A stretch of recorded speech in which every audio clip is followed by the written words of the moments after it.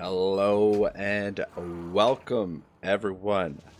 My name is Ragnarok Total War, but my friends sometimes call me Otto. Alright, so I've been away for a bit. We'll probably discuss that in more detail when I get back on live streaming. But for now, the goal is to get back to creating daily content. And this right here is a series that I've wanted to do for an absolute age. And it's just one of those things that I've talked myself out of doing numerous times. But finally, I've worked up the courage and we're actually going to do it. So we are going to play as DRIZZT DO'URDEN in Warhammer 3 Immortal Empires. Theme of the campaign is that DRIZZT is behind the mask. Now, what we're going to do as I play through this is we're going to play the audiobook of R.A. Salvatore's Legend of DRIZZT. So we're going to start with Book 1, Homeland, and go from there. We'll take it one book and one chapter at a time.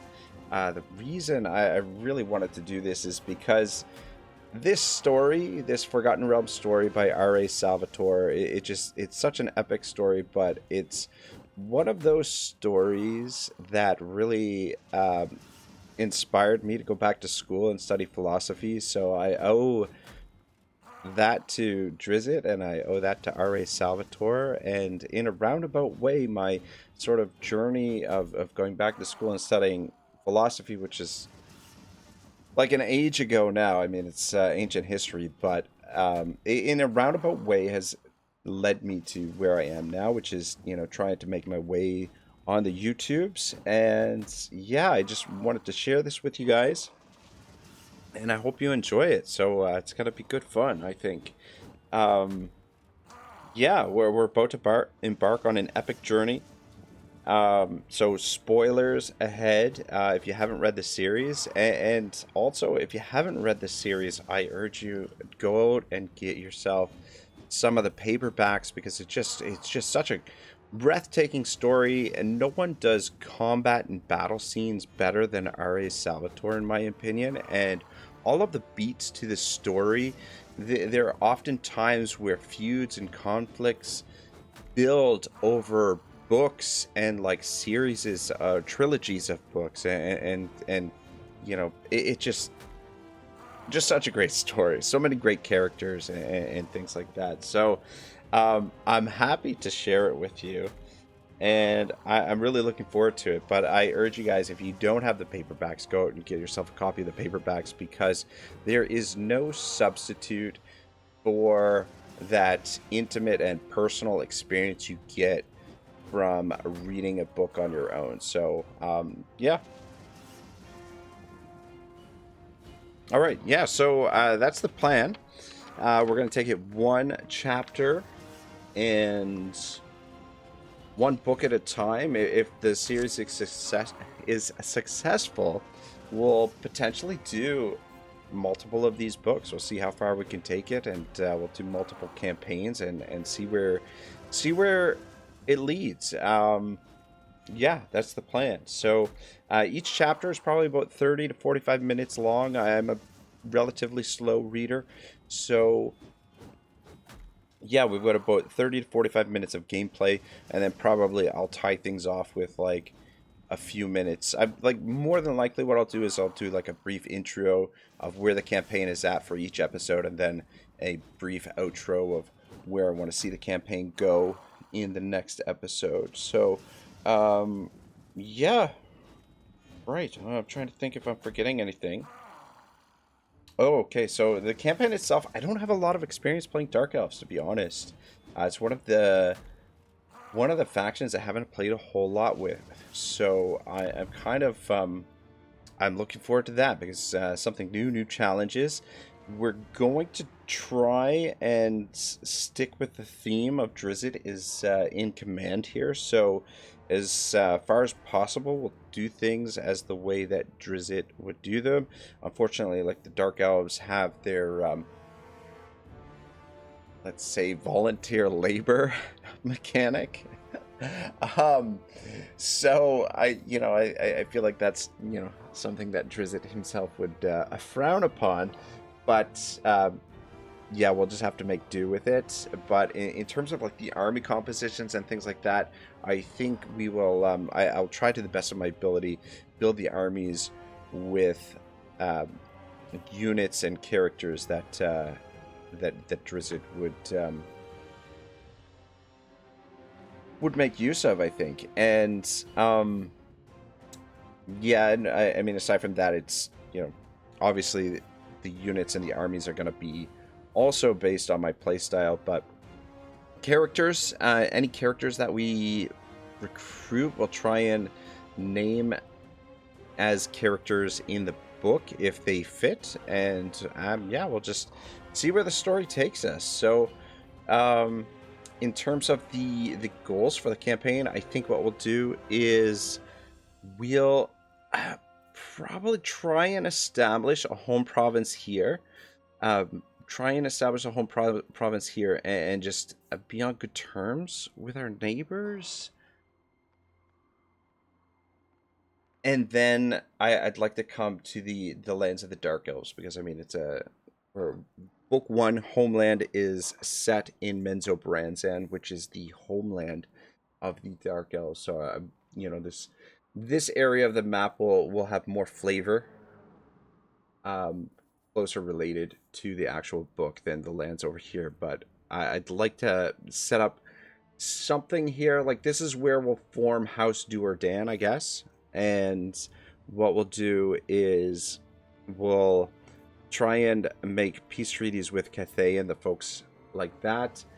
And then we'll sail to the land of the Dark Elves, and we'll try and probably confederate a lot of the Dark Elves and just, try and woo them to our cause, and away from the lore of the Spider Queen or whatever dark goddesses and whatever that they worship here in Immortal Empires. So that's the flavor, that's the plan. So it'll probably take a little while for things to come to fruition, but I should probably crack on before too long. If you, I'm just gonna sit here and ramble my way through this whole thing.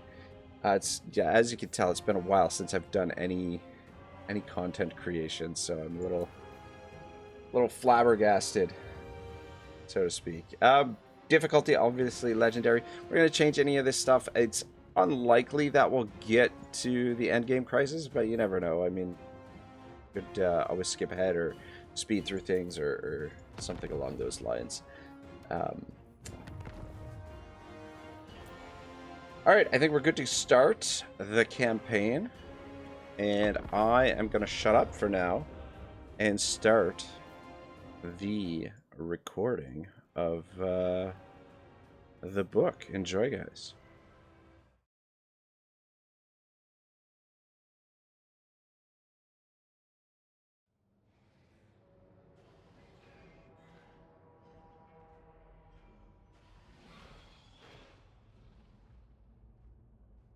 Robert Anthony Salvatore, Homeland, Forgotten Realms, Dark Elf 1. Part 1, Station. Station. In all the world of the Drow, there is no more important word. It is the calling of our religion. The incessant pulling of hungering heartstrings. Ambition overrides good sense and compassion is thrown away in its face, all in the name of Loth, the Spider Queen.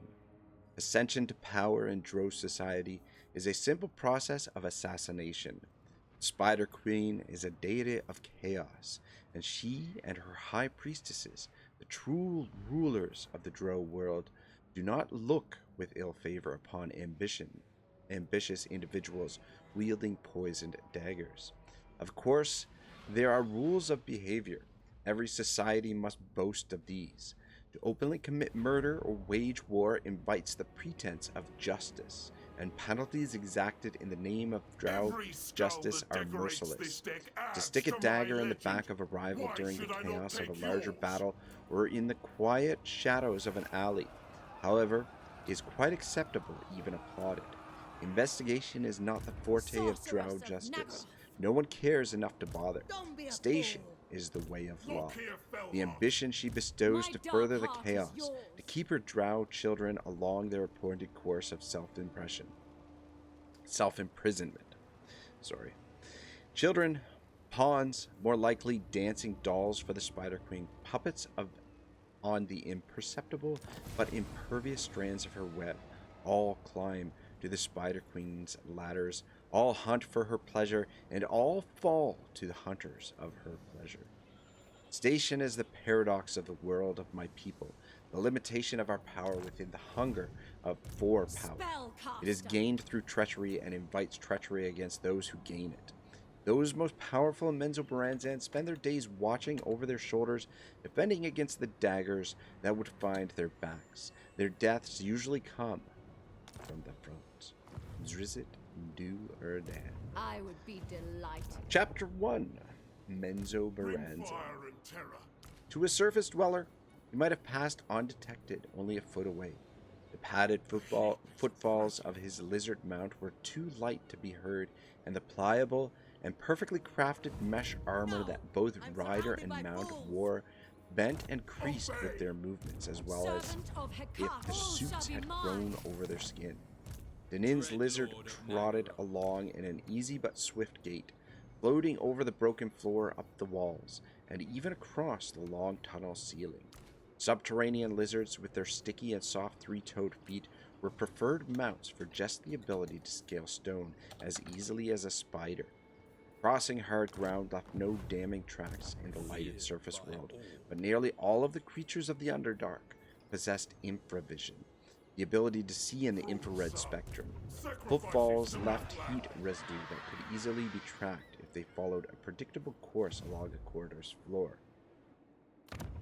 Dinin clamped tight to his saddle as the lizard plodded along a stretch of the ceiling, then sprang out in a twisting descent to a point farther along the wall.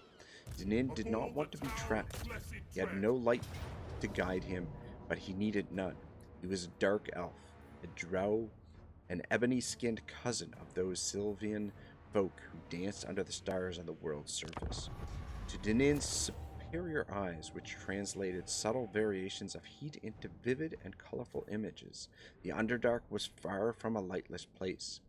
Colors all across the spectrum swirled before him in the stone of the walls and the floor, heated by some distant fissure or hot stream. The heat of living things was the most distinctive, letting the dark elf view his enemies in details as intricate as any surface dweller would find in a brilliant daylight. Normally, Dinin would not have left the city alone. The world of the Underdark was too dangerous for solo treks, even for a drow elf. This day was different, though. Dinin had to be certain that no unfriendly drow eyes marked his passage. A soft blue magical glow beyond a sculpted archway told the drow that he neared the city's entrance, and he slowed the lizard's pace accordingly. Few used this narrow tunnel, which opened into Tir Breach, the northern section of Menzoberranzan devoted to the academy, and none but the mistresses and masters, the instructors of the academy, could pass through here without attracting suspicion. Dinin was always nervous when he came to this point. Of the 100 tunnels that opened off the main cavern of Menzoberranzan, this one was the best guarded. Beyond the archway, twin statues of gigantic spiders sat in quiet defense. If an enemy crossed through, the spiders would animate and attack, and alarms would be sounded all through the academy. Dinin dismounted, leaving his lizard clinging comfortably to a wall at his chest level. He reached under the collar of his parafi, his magical shielding cloak, and took out his neck purse. From this, Dinin produced the insignia of House DO'URDEN, a spider wielding various weapons in each of its 8 legs, and emblazoned with the letters DN, or Darman Narshesbarnon, the ancient and formal name of House DO'URDEN. You will await my return, Dinin whispered to the lizard as he waved the insignia before it. As with all drow houses, the insignia of House Do'Urden held several magical dual names, one of which gave family members absolute control over the house pets. The lizard would obey unfailingly, holding its position as though it were rooted to the stone, even if a scurry rat, its favorite morsel, napped a few feet from its maw. Dinin took a deep breath and gingerly stepped away to the archway. He could see the spiders layering down at him from their 15-foot height. He was a drow of the city, not an enemy, and could pass through any other tunnel unconcerned. But the academy was an unpredictable place. Dinin had heard that the spiders often refused entry, viciously even to the uninvited drow. He could not be delayed by fears and possibilities, Dinin reminded himself. His business was of the utmost importance to his family's battle plans. Looking straight ahead, away from the towering spiders, he strode between them and onto the floor of Tier Bridge. He moved to the side and paused, first to be certain that no one lurked nearby, and then to admire the sweeping view of Menzoberranzan. No one, drow or otherwise, had ever looked out from this spot without a sense of wonder at the drow city. Tier Bridge was the highest point on the floor of the 2-mile cavern, affording a panoramic view to the rest of Menzoberranzan. The cubby of the academy was narrow, holding only the 3 structures that comprised the drow school: Arachtinolith, the spider-shaped school of Loch Sorcerer, the gracefully curving many-spired tower of wizardry, and Melee McGrath, the somewhat plain pyramidal structure where male fighters learned their trade. Beyond Tier Bridge, though the ornate stalagmite columns that marked the entrance to the academy, the cavern dropped away quickly and spread wide, going far beyond Dinin's line of vision to either side and farther back than his keen eyes could possibly see. The colors of Menzoberranzan were threefold to the sensitive eyes of the drow. Heat patterns from the various fissures and hot springs swirled about the entire cavern.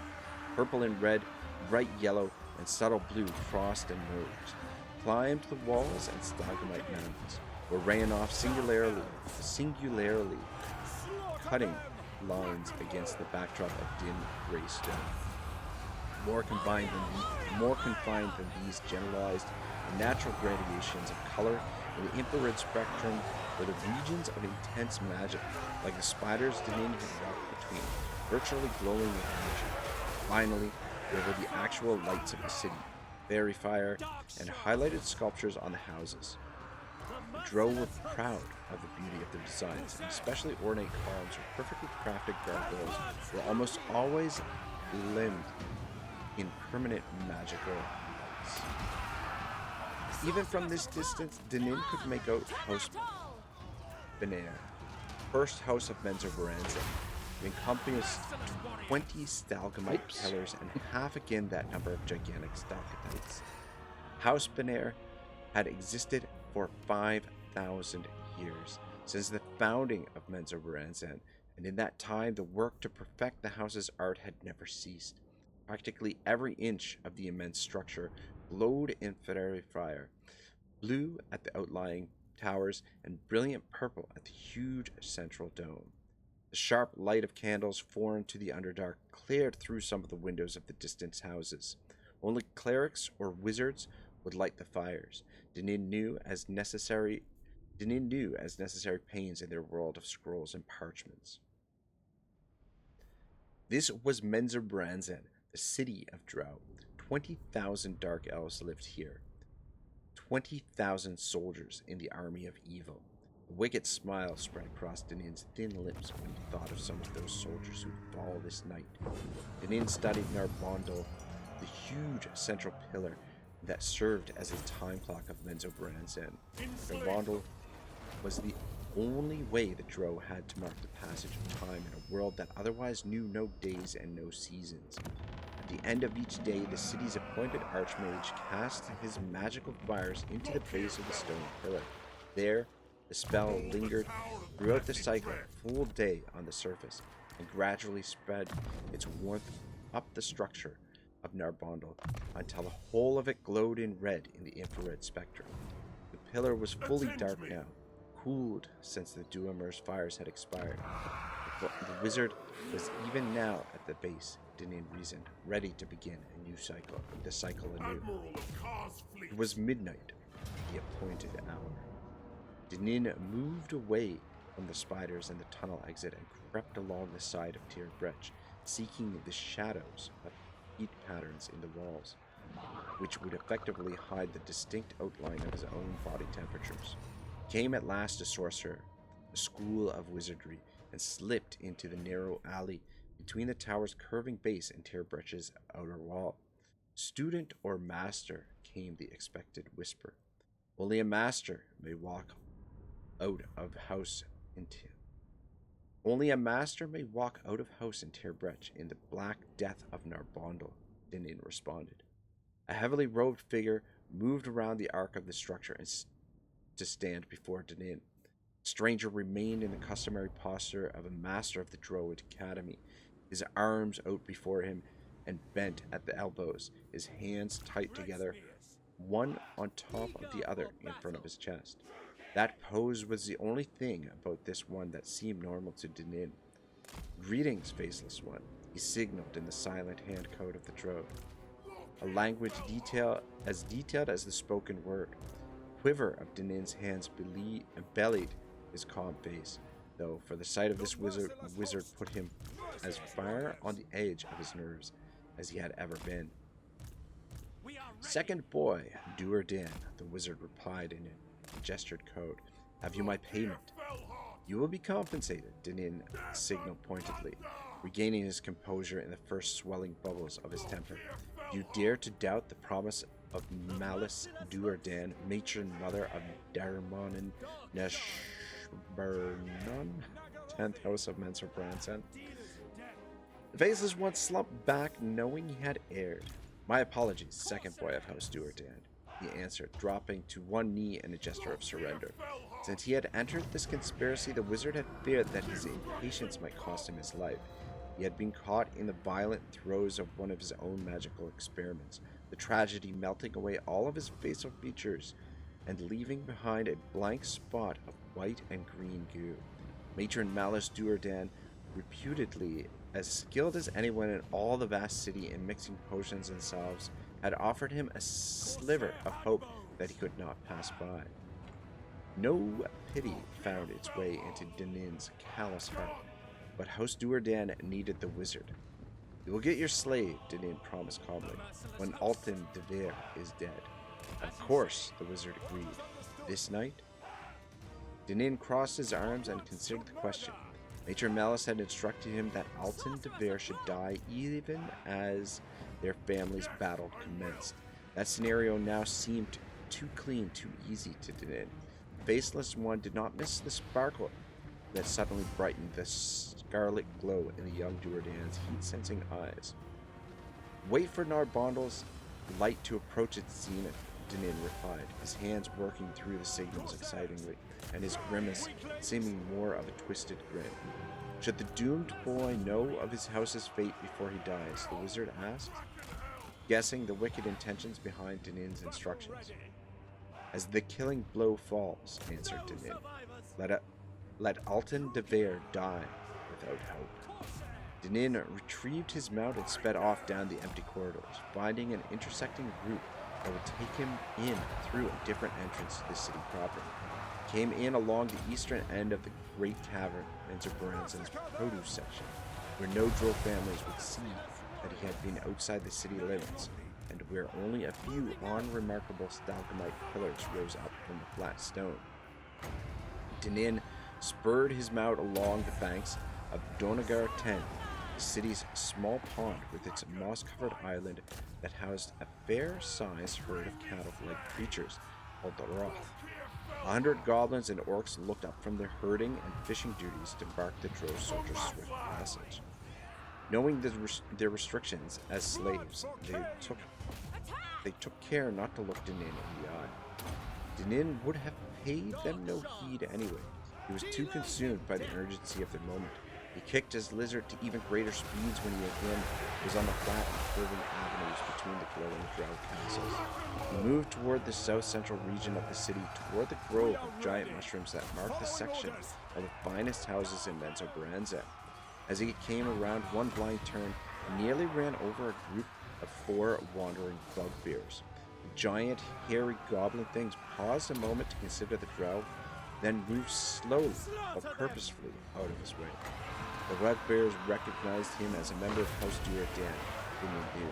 He was a noble, son of a high priestess, and his surname, Du'Urden, was the name of his house. Of the 20,000 dark elves in Menzoberranzan, only 1,000 or so were nobles, actually the children of the 67 recognized families of the city. The rest were common soldiers. Bugbears were not stupid creatures. They knew a noble from a commoner, and though drow elves did not carry their family insignia in plain view, the pointed and tall-tailed cut of Dinin's stark white hair and the distinctive pattern of purple and red lines in his black pawafi told them well enough who he was. The mission's urgency pressed upon Dinin, but he could not ignore the bugbear's slight.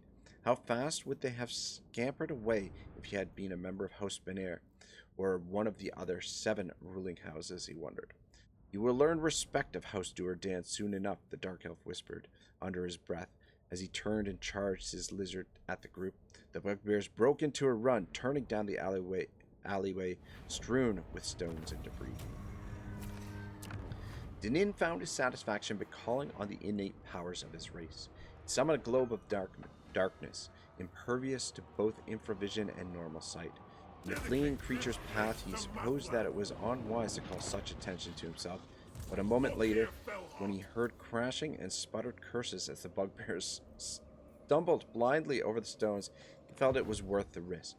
His anger sated, he moved off again, picking a more careful route through the heat shadows. As a member of the 10th house of the city, Dinin could go as he pleased within the giant cavern without question, but Matron Malice had made it clear that no one connected to House Du'Urden was to be caught anywhere near the Mushroom Grove. Matron Malice, Dinin's mother, was not to be crossed, but it was only a rule after all. In Menzoberranzan, one rule took precedence over all the petty others. Don't get caught. At the Mushroom Grove's southern end, the impetuous drow found what he was looking for, a cluster of 5 huge floor-to-ceiling pillars that were hollowed into a network of chambers and connected with metal and stone parapets and bridges. Red glowing gargoyles, the standard of the house, glared down from 100 perches like silent sentries. This was House Devere, 4th house of Menzoberranzan. A stockade of tall mushrooms ringed the place, every 5th one a shrieker, sentient fungus named and favored as guardians for the shrill cries of alarm it emitted whenever a living being passed it by. Dinin kept a cautious distance, not wanting to set off one of the shriekers, and knowing also that other, more deadly words protected the fortress. Matron Malice would see to those. An unexpected hush permeated the air of the city section. It was general knowledge throughout Menzoberranzan that Matron Genevieve of House Devere had fallen out of favor with Loth, the Spider Queen deity to all drow and the true source of every house's strength. Such circumstances were never openly discussed among the drow, but everyone who knew fully expected that some family lower in the hierarchy would soon strike out against the crippled House Devere. Matron Genevieve and her family had been the last to learn of the Spider Queen's displeasure. Ever was that Loth's devious way, and Dinin could tell just by scanning the outside of House Devere that the doomed family had not found ample time to erect proper defenses. Devere sported nearly 400 soldiers, many female, but those that Dinin could now see at their posts along the parapets seemed nervous and unsure. Dinin's smile spread even wider when he thought of his own house, which grew in power daily under the cunning guidance of Matron Malice. With all 3 of his sisters rapidly approaching the status of High Priestess, his brother an accomplished wizard, and his uncle Zaknafine, the finest weapon master in all of Menzoberranzan, busily training the 300 soldiers, House Do'Urden was a complete force, and Matron Malice, unlike Jennifer, was in the Spider Queen's full favor. Darman Narshabsbarnon, Dinin muttered under his breath, using the formal and ancestral reference to House Do'Urden, 9th House of Menzoberranzan. He liked the sound of that. Halfway across the city, beyond the silver glowing balcony and the arched doorway 20 feet up the cavern's west wall, sat the principals of House Do'Urden, gathered to outline the final plans of the night's work. On the raised dais at the back of the small audience chamber sat venerable Matron Malice, her belly swollen in the final hours of pregnancy. Flanking her in their places of honor with her 3 daughters, Maya, Verena, and the eldest, DRIZZT, a newly ordained high priestess of Loth. Maya and Verena appeared as younger versions of their mother, slender and deceptively small, though possessing great strength. DRIZZT, though, hardly carried the family resemblance. She was big, huge by Drow standards, and rounded in the shoulders and hips. Those who knew DRIZZT well figured that her size was merely a circumstance of her temperament. A smaller body could not have contained the anger and brutal streak of House Do'Urden's newest high priestess. Dinin should return soon, remarked Risen, the present patron of the family, to let us know if the time is right for the assault. We go before Narbondel finds its morning glow, DRIZZT snapped at him, her thick but razor-sharp voice. She turned a crooked smile to her mother, seeking approval for putting the male in his place. The child comes this night, Matron Malice explained to her anxious husband. We go no matter what news Dinin bears. It will be a boy, groaned DRIZZT, making no effort to hide her disappointment. 3rd living son of House Do'Urden.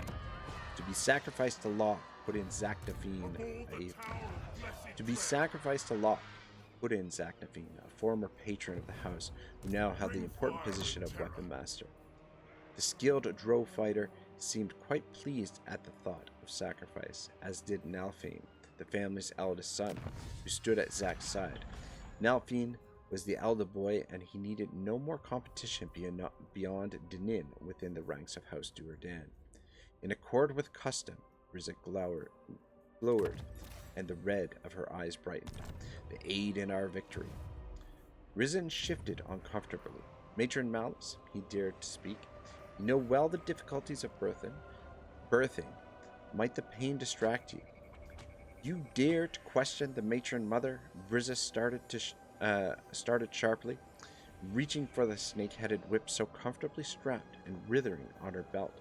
Matron Malice stopped her with an outstretched hand. Attend to the fighting, Matron said to Risen. Let the females of the house see to the important matters of this battle. Risen shifted again and dropped his gaze. Tyrant of Dinin came to the magically wrought fence that connected the keep within the city's west wall with the 2 small stalagmite towers of House Do'Urden, and which formed the courtyard of the compound. The fence was adamantite, the hardest metal in all the world, and adorning it were 100 weapon-wielding spire carvings, each encircled with deadly glyphs and words. The mighty gate of House Do'Urden was the envy of many a house drow, but soon after viewing the spectacular houses in the Mushroom Grove, Dinin could only find disappointment when looking upon his own abode. The compound was plain and somewhat bare, as was this section of wall, with the notable exception of the mithril and adamantite balcony running along the second level by the arched doorway, reserved for the nobility of the family. Each baluster of the balcony supported 1,000 carvings, all of which blended into a single piece of art. House Do'Urden, unlike the great majority of the houses of Menzoberranzan, did not stand free with groves of stalactites and stalagmites. The bulk of the structure was within a cave, and while the setup was indisputably defensible, Dinin found himself wishing that his family could show a bit more grandeur. An excited soldier rushed open to the gate for the returning second boy. Dinin swept past him without so much as a word of greeting and moved across the courtyard, conscious of the 100 and more curious glances that fell upon him. The soldiers and slaves knew that Dinin's mission this night had something to do with the anticipated battle. No stairway led to the silvery balcony of House Du'Urden's second level. This, too, was a precautionary measure designed to segregate the leaders of the house from the rabble and the slaves. Drow nobles needed no stairs. Another manifestation of their innate magical abilities allowed them the power of levitation. With hardly a conscious thought to the act, Dinin drifted easily through the air and dropped onto the balcony. He rushed through the archway and down the house's main central corridor, which was dimly lit in the soft hues of fairy fire, allowing for sight in the normal light spectrum, but not bright enough to defeat the use of the infravision. The ornate brass door at the corridor's end marked the second boy's destination, and he paused before it to allow his eyes to shift back to the infrared spectrum. Unlike the corridor, the room beyond the door had no light source. It was the audience hall of the High Priestesses, the anteroom of the House Du'Urden's Grand Chapel. The Drow clerical rooms, in accord with the dark rites of the Spider Queen, were not places of light. When he felt he was prepared, Dinin pushed straight through the door, shoving past the two shocked female guards without hesitation and moving boldly to stand before his mother. All three of the family daughters narrowed their eyes at the brash and pretentious brother, who entered without permission. He knew they were thinking. With that, it was he who was to be sacrificed this night. As much as he enjoyed testing the limitations of his inferior station as a male, Dinin could not ignore the threatening glances of Verena, Maya, and Drizzt. Being female, they were bigger and stronger than Dinin and had trained all of their lives in the use of wicked Drow clerical powers and weapons. Dinin watched as enchanted extensions of the clerics, the dreaded snake-headed whips on his sister's belts, began writhing in anticipation of the punishment they would exact. The handles were adamantite and ordinary enough, but the whip's lengths and multiple heads were living serpents. Drizzt's whip in particular, a wicked six-headed device, danced and squirmed, tying itself into knots around the belt that held it. Drizzt was always the quickest to punish. Matron Malice, however, seemed pleased by Dinin's swagger. The second boy knew his place well enough by her measure, and he followed her commands fearlessly and without question.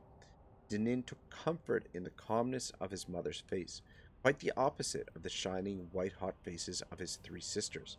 "All is ready," he said to her. "House DeVere huddles within its fence, except for Alton, of course, foolishly attending his studies as sorcerer." "You have met with the Faceless One?" Matron Malice asked. "The Academy is quiet this night," Dinin replied. "Our meeting went off perfectly. He has agreed to our contract?" "Alton DeVere will be dealt with accordingly," Dinin chuckled. Then he remembered the slight altercation he had made in Matron Malice's plans, delaying Alton's execution for the sake of his own lust for added cruelty. Dinin's thought evoked another recollection as well. High Priestesses of Loth had an unnerving talent for reading thoughts. "Alton will die this night," Dinin quickly completed the answer, assuring the others before they could probe him for more definite details. "Excellent," Drizzt growled. Dinin breathed a little easier. "To the meld," Matron Malice ordered. The four Drow males moved to kneel before the matron and her daughters. Risen to Malice, Zaknafine to Drizzt, Nalfane to Maya, and Dinin to Verena. Clerics chanted in unison, placing one hand delicately upon the forehead of their respective soldier, tuning in to his passions. "You know your places," Matron Malice said when the ceremony was completed. She grimaced through the pain of another contraction. "Let our work begin." Less than an hour later, Zaknafine and Drizzt stood together on the balcony outside the upper entrance to House Du'Urden. Below them, on the cavern floor, The 2nd and 3rd Brigades of the family army, Risen and Nalfiends, bustled about, fitting on heated leather straps and metal patches, camouflage against a distinctive elven form, heat-seeing drow eyes. Danin's group, the initial strike force that included 100 goblin slaves, had long since departed. We will be known after this night, Briza said. No one would have suspected that a 10th house would dare to move against one as powerful as Devere. When the whispers ripple out after this night's bloody work, even Benair will take note of Derman Narsha's Arnhem. She leaned out over the balcony to watch as the 2 brigades formed into lines and started out, silently along separate paths that would bring them through the widening city to the Mushroom Grove and the 5-pillared structure of House Devere. Zaknafane eyed the back of Matron Malice's eldest daughter, wanting nothing more than to put a dagger into her spine. As always, though, good judgment kept Zak's practiced hand in its place. Have you the articles? Briza inquired, showing Zak considerably more respect than she had when Matron Malice sat protectively at her side. Zak was only a male, a commoner, allowed to don the family name as his own, because he sometimes served Matron Malice in a husbandly manner, and had once been the patron of this house. Still, Briza feared to anger him. Zak was the weapon master of House Do'URDEN, a tall and muscular male, stronger than most females, and those who had witnessed his fighting wrath considered him among the finest warriors of either sex in all of Menzoberranzan. Besides, Briza and her mother, both high priestesses of the Spider Queen, Zaknafine, with his unrivaled swordsmanship, was House Do'URDEN's trump. Zak held up the black hood and opened the small pouch of his belt, revealing several tiny ceramic spheres. Briza smiled evilly and rubbed her slender hands together. Matron Xenophei will not be pleased, she whispered. Zak returned the smile and turned to view the departing soldiers. Nothing gave the weapon master more pleasure than killing drow elves, particularly clerics of Loth. Prepare yourself, Briza said after a few minutes. Zak shook his thick hair back from his face and stood rigid. Eyes tightly closed, Briza drew her wand slowly, beginning the chant that would activate the device. She tapped Zak on one shoulder, then the other, then held the wand motionless over his head. Zak felt the frosty sprinkles falling down on him, permeating his clothes and armor, even his flesh, until he and all of his possessions had cooled to a uniform temperature and hue. Zak hated the magical chill, felt as he imagined death would feel, but he knew that under the influence of the wand sprinkles he was, to the heat-sensing eyes of the creatures of the Underdark, as gray as common stone, unremarkable and undetectable. Zak opened his eyes and shuddered. Flexing his fingers to be sure he could still perform the fine edge of his craft, he looked back to Briza, already in the midst of the second spell, the summoning. This one would take a while, so Zak leaned back against the wall and considered again the pleasant, though dangerous task before him. How thoughtful of Matron Malice to leave all of House Devere's clerics to him. It is done, Briza announced after a few minutes. She led Zak's gaze upward through the darkness beneath the unseen ceiling of the immense cavern. Zak spotted Briza's handiwork first, an approaching current of air, yellow-tinted and warmer than the normal air of the cavern. A living current of air. A creature, a conjuration from an elemental plane, swirled to hover just beyond the lip of the balcony, obediently awaiting its summoner's commands. Zak didn't hesitate. He leapt out into the thing's mist, letting it hold him suspended above the floor.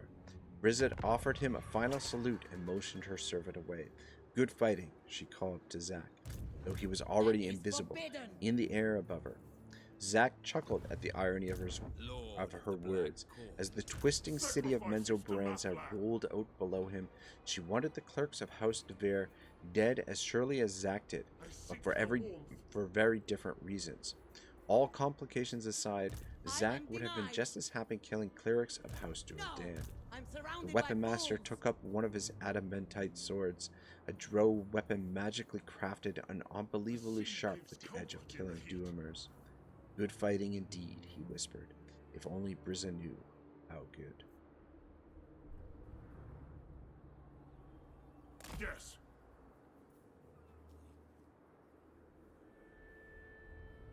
Well, guys, that was it for chapter 1. We'll play for another minute or two here, another couple minutes. Just the situation is, I was a little bit hesitant to try and take on this army head on. These guns can be quite lethal. They've got a little bit of range advantage on us, and they have the numbers as well. I mean, yeah, I don't know. I'm a little rusty, number one, and I'm a little bit inexperienced with the Dark Elves. I just want to play things cautiously. We'll get in there, I'm sure, but yeah, I'm sure the hand crossbows with Corsairs are gonna get us through this fight. But gotta tell you, you don't know what you have until it's gone. I really miss having encampment stance. My goodness, I would love to have encampment instead of raid stance. I mean, yeah, I very rarely use raid stance. It's not a stance that I typically use. I don't think we can channel and recruit at the same time, can we? Yeah. Lord of Yeah. Let's move. Actually, Black-hearted dreadlord. let's bring you down. Dreadlord of Okay, Nagara. hang on. Cancel that recruitment. Feared by all. Relaxo. Black-hearted.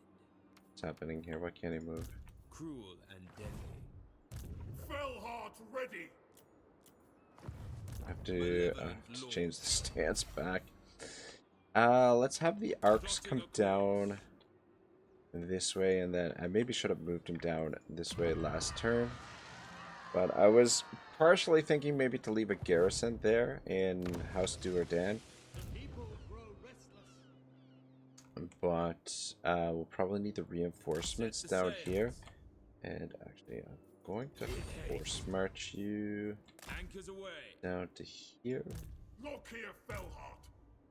So we should still be able to recruit. Yeah, so we can't recruit from Jalaxo, but we can recruit from Zaknafine. And then that's it for our coin. Spellcaster. And That is forbidden. in the event that we do get attacked here, I'm gonna put you back in the army. Next tide. Can't be done. Bring fire and terror. Admiral of Kar's fleets. Just thinking we might as well. I am denied. Ply the cruel seas.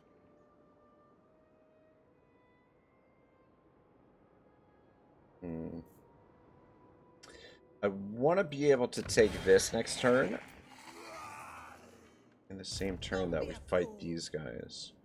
So that's assuming that our army is still intact after we fight this. This could potentially be a rough battle if we're not careful. It is time. But That is forbidden. we're overpowered. Attend me. Now this should be enough. Alright, let's... I was just thinking if we should move out of his range Damn this heat. to attack us to make sure that we get the recruitment. Like if we stand right there, Can't be done. can attack us, but I'm not entirely sure that we can reach that. But I guess we could initiate the attack with one of the black arcs and then force march if need be. So that's an option as well. So screw it. We'll get to those bad boys. And diplomacy, I don't think unless we What we might be able to do to earn their trust is sell settlements to them. However, it doesn't look like they're going to be in the game for over long. And I don't want to be over here for too long. So we might just end up having to abandon House Do'Urden if we want to go to the other side of the map. Unless we stay on this side. I don't know. We'll see. We'll see how she goes. But yeah, a little bit of a quiet first episode, just the one battle, and I was kind of going through this a little bit slowly. Like I said, I haven't really played much of the Dark Elves, so I'm a bit unfamiliar with the Dark Elves, and I haven't been doing much playing of Total War of late, so I'm a little rusty. So you have to excuse me for that. So they did make the... Oh, shit. Withdraw. Well, okay, that's interesting. That's very interesting. I was not expecting them to do that, but I guess I should have, Oh, so does that... Oh, you gotta be effing me. Tyrant of That, canceled our recruitment. Well, bollocks, that's annoying. That is very, very annoying. This is, yeah, turn 4. This is, really obnoxious dealing with this army here. But anyway, this is a situation where I'm going to leave it for now, guys. We'll have to figure out how we're going to get in there. But Don't be a fool. yeah, it's a little bit of an obnoxious situation, and we are out of range to make the attack this turn. What I should have done is I should have recruited a secondary lord, and that way we could set up like a bait and ambush, but oh well, everything seems it's much clearer in hindsight. Anyway, guys, thank you so much for watching. If you enjoyed today's episode and you want to see more, make sure you hit that like button, comment, subscribe, all that good stuff. I will see you for Chapter 2 of The Legend of DRIZZT Homeland.